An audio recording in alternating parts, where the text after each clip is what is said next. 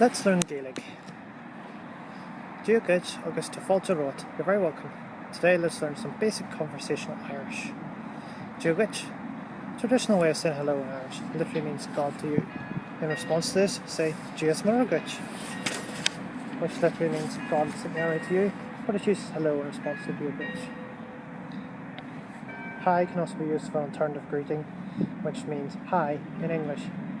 How are you? There are 3 ways in Irish to say this. 1. Caji bara tatu, which is spoken widely in Ulster. Number 2. Conas tatu, and number 3. Ken he bhfuil. All are well known and understood generally by Irish speakers. Now I've written the words in this lesson along with translations in the About section beneath this video, so look there to find out how they're spelt, and good luck with the learning. Thanks for listening today and for your interest in the Irish language. Slán.